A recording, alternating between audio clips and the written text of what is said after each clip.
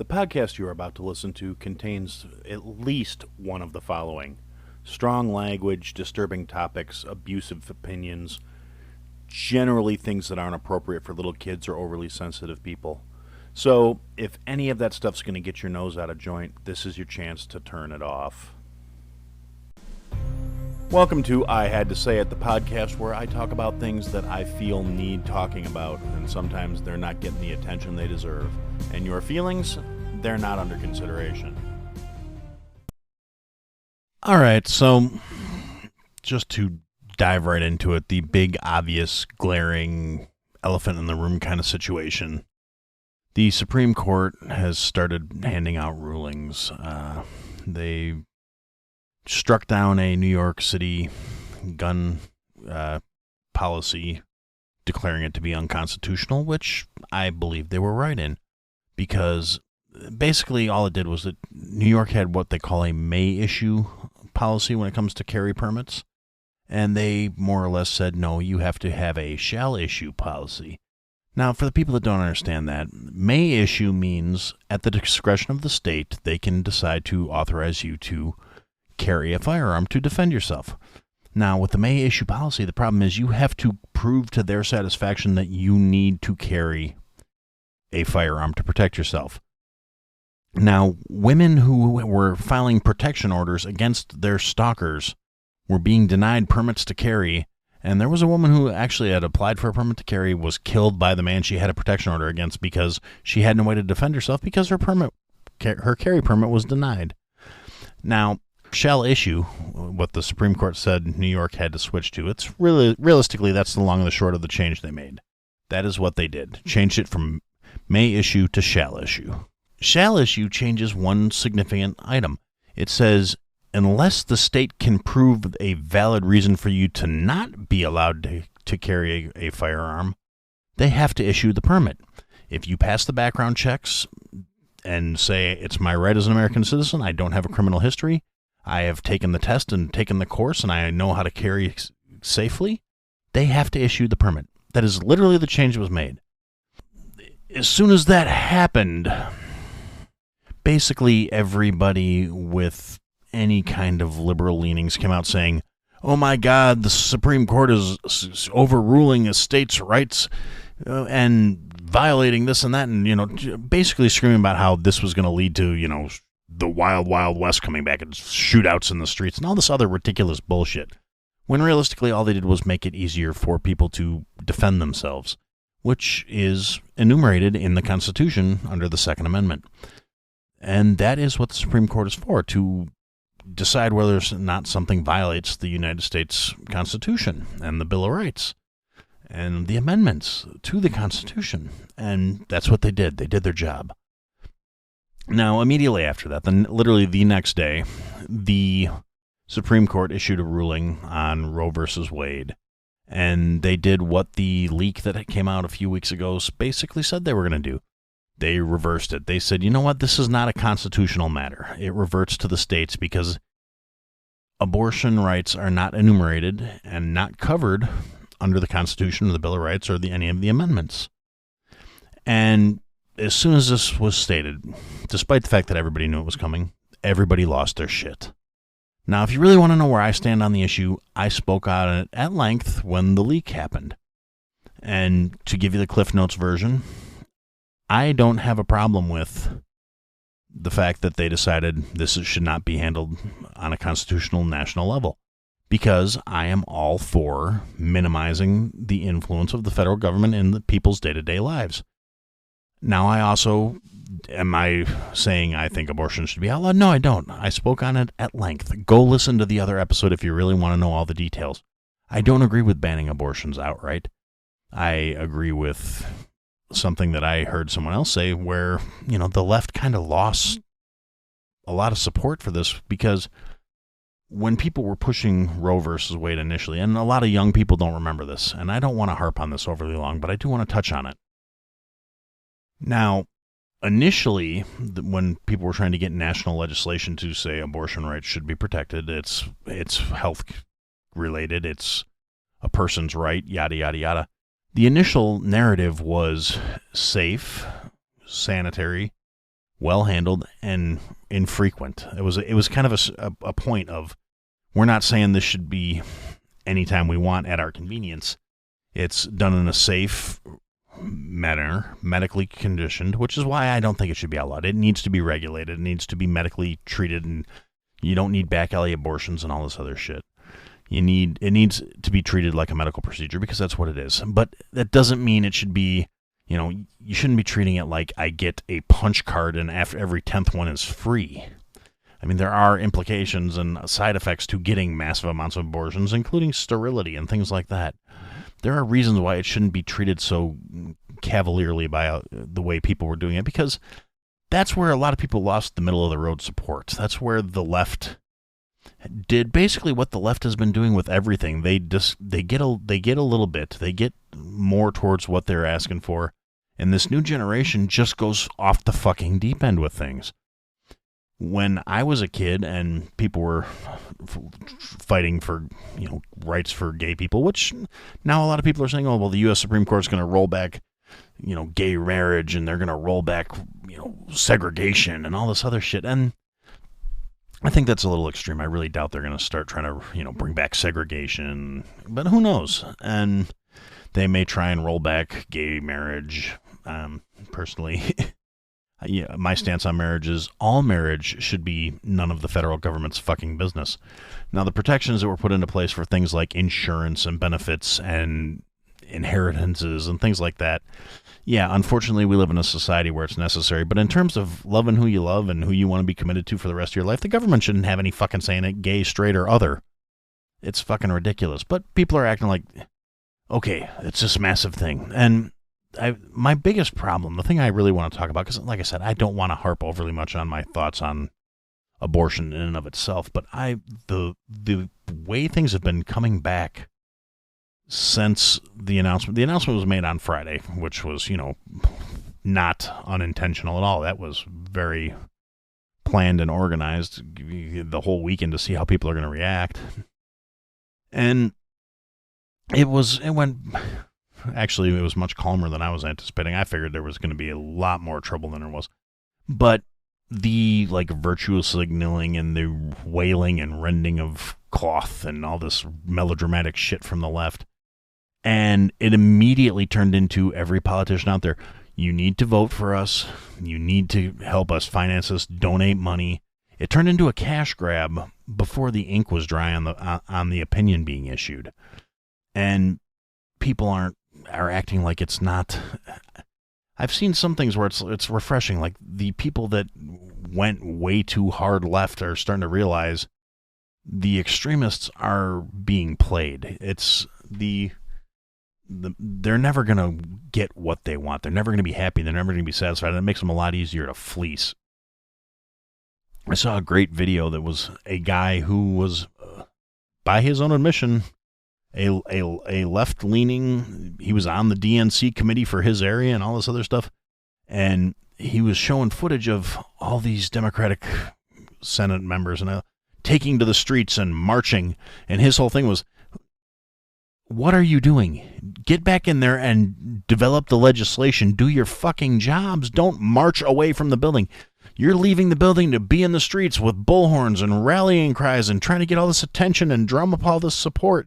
Meanwhile, all the Republicans are still in Congress working on laws and making plans and doing what they need to do to keep pushing their agenda. And the guy wasn't wrong. The immediate reaction from every left-leaning politician is to take to the streets, make a big public stink, draw all the attention they can, rally their troops so they feel like they're trying to do something. These motherfuckers, Roe versus Wade was first pronounced by the Supreme Court 50 fucking years ago. Some of the people in Congress on the Democratic side were in office when Roe versus Wade was first brought to the Supreme Court. People like Nancy Pelosi were there. They've had literally an entire lifetime to try and do something about this if it was such a significant issue to them. If it was an issue where they were going to actually try and get it codified into law. Because that's what you do if it's something supreme. Because the Supreme Court doesn't make laws. They pronounce whether or not something is related to the Constitution. They decide the constitutionality of proposed laws. That's how the checks and balances system works. They don't get to make laws. They decide whether or not those laws are valid under the Constitution. And all things not valid under the Constitution are remanded to the state level. Now, that's something a lot of people seem to forget. The Supreme Court doesn't just get to dictate things. They get to say whether or not something is constitutional. The laws themselves have to come from fucking Congress, and then they are signed into law by the president. It's how the checks and balances system works, but nobody remembers that anymore. I've seen grown-ass people my own age bitching about things because they don't know how the system works. And this is something I was taught in middle school. They are older than me or the same age as me. They should have been taught the same fucking thing, because it's not like I had some super fancy education. I had a basic public school education from like freshman year of high school all the way through graduation. And it's real simple. The checks and balances system exists the way it does for a reason.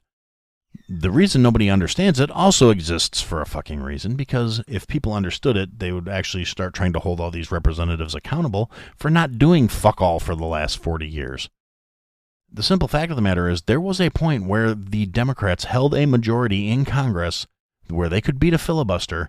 They had the votes they needed, and they still did nothing to codify it. You know why? Because once it's codified and it's part of the law of the land, they could have gotten an amendment passed to make this part of the Constitution and make it a guaranteed right for the entire nation. You know why they didn't? They didn't do it because if they did, then they could not use it as leverage every time an election came up where, oh my God, they're going to take your abortions away. They're going to take your right to choose away. It's not being done by accident. They had ample opportunity. It was never a priority to them because it was never a situation where the establishment of a new amendment or a new law benefited them to the same degree of not doing it. And true to form, the politicians are out there saying, well, now you have to get out there, and it's more important than ever that you vote Democrat and vote blue. Don't stop the blue wave. And it's like, you guys already have the majority. You have the presidency. You have the majority in Congress, and you did nothing. And the argument was, oh, well, we don't have enough votes to get past a filibuster and pass an amendment. But you didn't try. You did literally nothing for 40 years. And it happened on your watch, and you're still telling the people to trust you. And realistically, that really bothers me. I mean, it's gotten to the point where they're not even trying to act like the people aren't fucking stupid anymore, which is insulting, although people are jumping on with both feet, you know? And as I've said multiple times, I'm all for everything that minimizes the power of the federal government.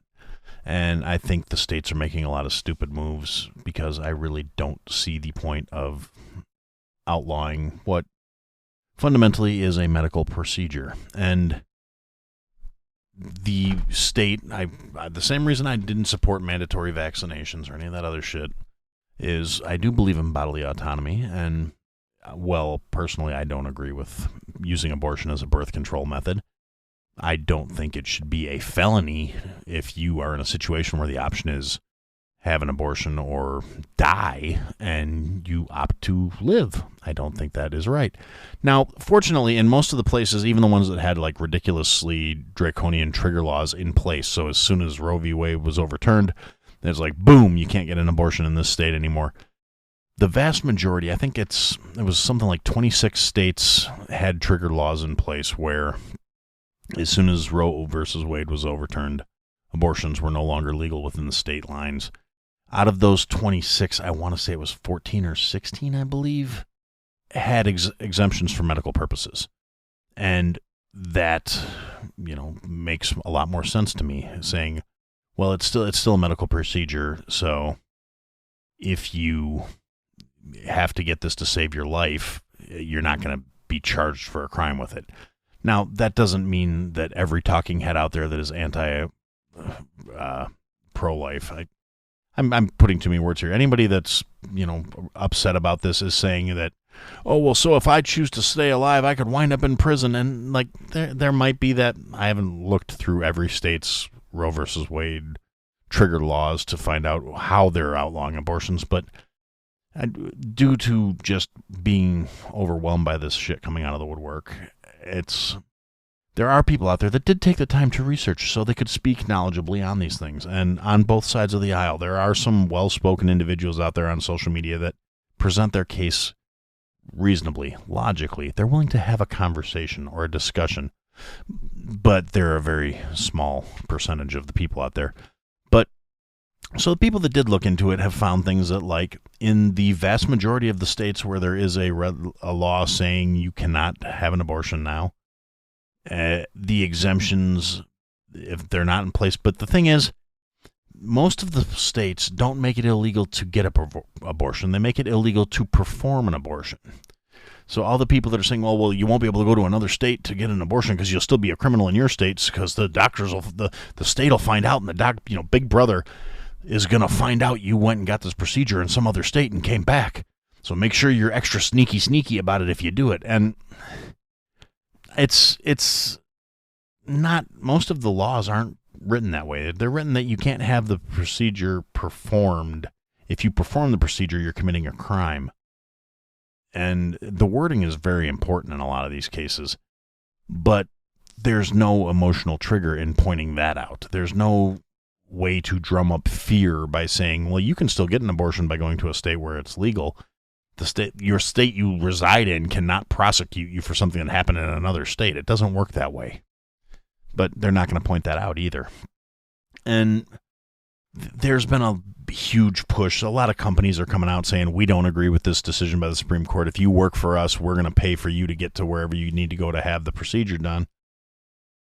And that's all well and good. I don't know how much of that is, sincere concern for their people. I mean, I like to think it's, with some of the companies at least, I think it's a sincere concern for the well-being of their peoples. I think a lot of it's virtue signaling. I think when it gets to the point where they're like, Becky from the factory downtown is on her 5th fucking abortion trip this year, then I think they're probably going to put some limits in place for that and, give her a book about, how to not get knocked up. You can't get pregnant with a blowjob, whatever the case may be. And I joke. I'm not quite that much of a pig. I mean, it's true, but it's not. I'm not saying like women shouldn't be able to enjoy sex and shouldn't be able to have fun, but it's not that hard to be careful either.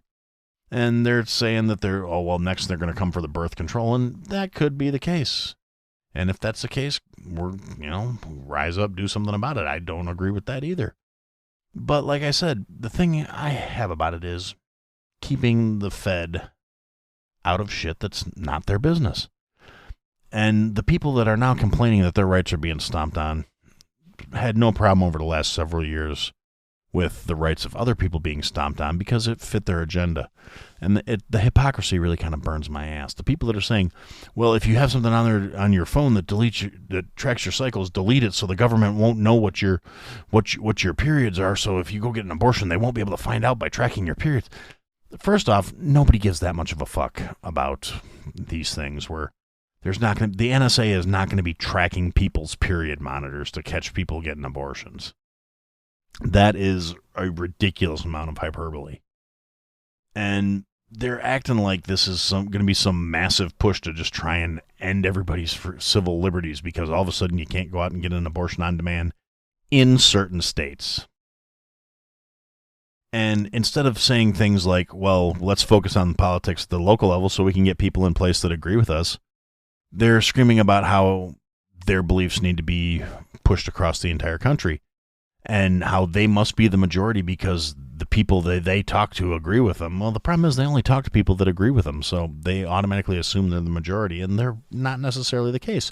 If that was the case, there wouldn't be states in place that had laws ready to go saying you can't have your abortion. And like I said, I've said it multiple times. I don't agree with that particular stance. I think it's stupid. It just creates a black market and more medical mispractices, and bad things are going to happen. And that's the long and the short of it. If you think it's a good thing that abortions are completely illegal and outlawed and nobody can have one, then you're talking to the wrong fucking person. But like I said, I think there does need to be safe and sell them and all that other good shit. What they used to say when they were trying to push for national legalization. But like I said, I'm talking in circles here. I don't want the government making those decisions on a national level. I don't trust the feds. The federal government is not supposed to have that much influence on your life. You're supposed to live in an area that fits your mindset, and you act accordingly locally, so you are in a place where you feel comfortable. A lot of these people that are doing the loudest screaming and the most ranting and raving are blue state residents that recently moved to red states because they had a problem with the living conditions in the blue states, and they seem to think they're going to move to red states for all the reasons that red states are red, but they're still going to bring their blue state values, and then they get pissed off when they're not being accommodated. And they're ranting and raving. I lost track of how many people were talking about, oh, well, Texas is off the list for me, or we're moving out of Texas. We moved here because we wanted, we moved here for the taxes and the weather, but now we're leaving. And the people who were in Texas before all these people moved to Texas don't give a fuck. That's what they want. They want you out. They don't want you bringing your policies and beliefs that ruined the state you came from to their state, because you're moving there to enjoy things that couldn't exist under the structure you supported. So they don't really care if people are saying, oh, well, I'm going to pack up and leave this state because I don't agree with it. That's how it's supposed to fucking work. The United States, the reason so much of the responsibility of legislation and policy is not supposed to be done at a federal level is so everybody can have a place that fits for them. Not so the entire country can be one homogeneous, washed. It's an unrealistic idea. The gap between the sides is way too great that you could ever have these laws effectively put into place at a national level. Because there's not enough people on either side that are willing to compromise. There's not enough people willing to say, it's not exactly what I want, but it's good enough. Everybody wants it all their way. That's why these things exist at a state level. And the things that aren't determined at a state level exist at a county level or a city level, a local level. Because you're supposed to have your area crafted around your life. And if you're in an area that doesn't suit your lifestyle and your choices and your beliefs, then you fucking go somewhere else. You don't tell people that they have to agree with your way of life, and that's the way the world works, because you're right and they're wrong. Now, I'm going to touch on something else here that ties into this. I have my own beliefs about, like I said, I don't think abortion should be used as birth control. I think that's fucking irresponsible. I believe in responsibility. It kind of goes with believing in freedom and rights. If you want freedoms, you want rights, you have to take responsibility for shit that comes from that.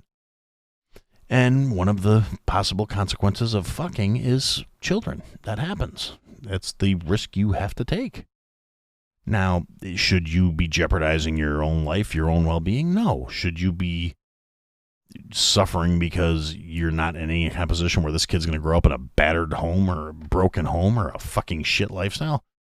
No. If there's a valid economic reason where you can't have your kid, and I mean, without going into, there are a million possible reasons why it would be a bad thing. If the kid's life is going to be fucking horrible and miserable, and you're not willing to entertain the option of adoption for whatever reasons, and things like children of sexual assault, children of rape, children of incest.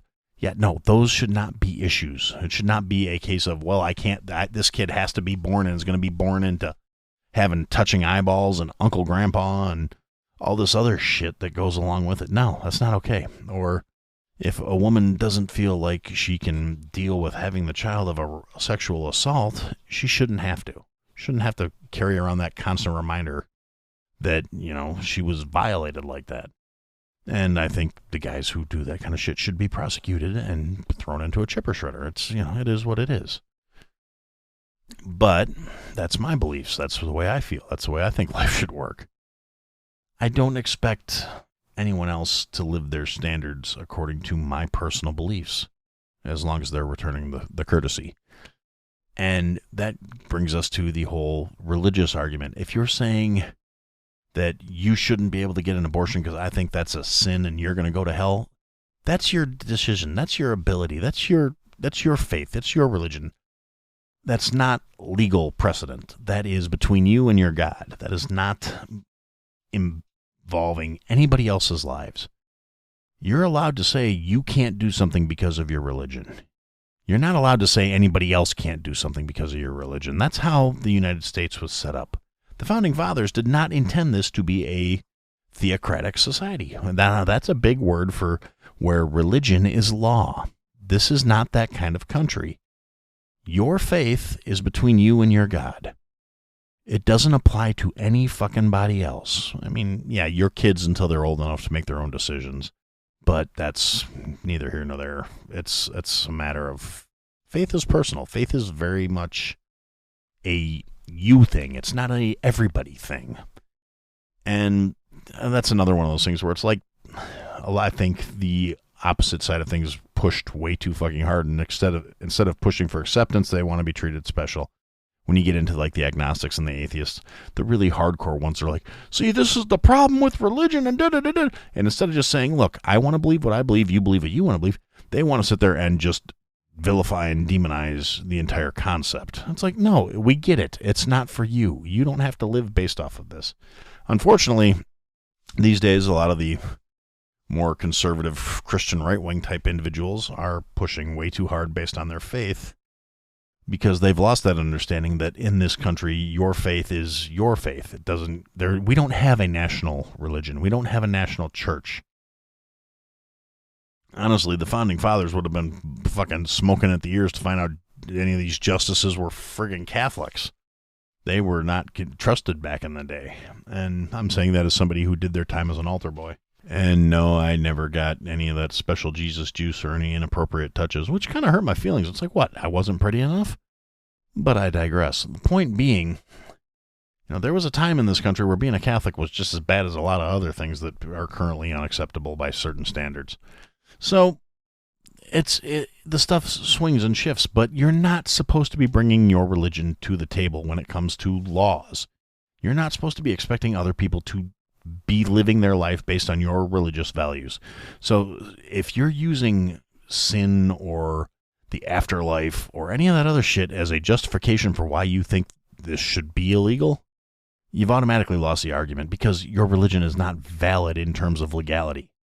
The Bible is not a law book. It is not a textbook. It is a book about spirituality and faith, which, according to our Constitution, which is where the Supreme Court comes in, is not supposed to have any bearing on national policy.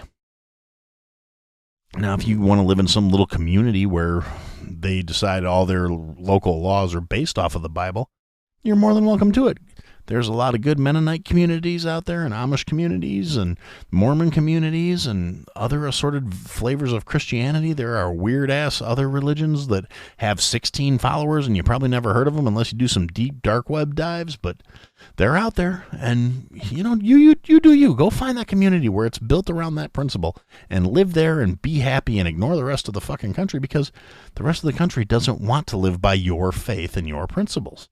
It's really not all that fucking complicated. It's a really simple concept. And it goes back to what I'm constantly saying. You do you, I'll do me. As long as you respect me, I'll respect you. And if you don't like it, go fuck yourself. And ultimately, it's all just a big fucking distraction. I really don't think the timing on this was coincidental. We are coming up on the end of the quarter, and they're going to make the announcements. And they're going to have to acknowledge that we're in a fucking recession. All the markers are there. It's not good. The economy's in the toilet. The Fed's still fucking everything up.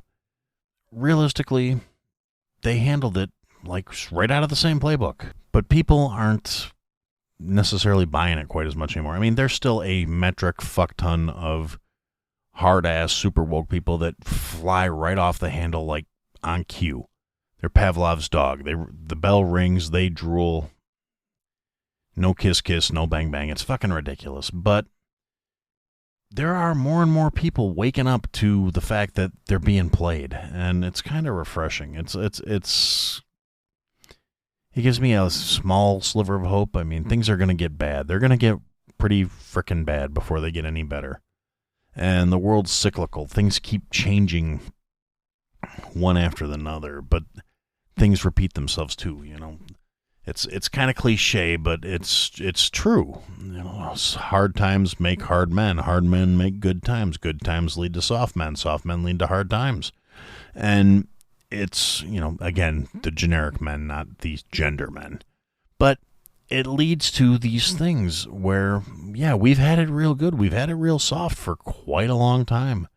Technologically, we're farther along than we've ever been, at least as far as it depends on which conspiracy theories you buy. If there were previously advanced societies before we existed, yada yada yada.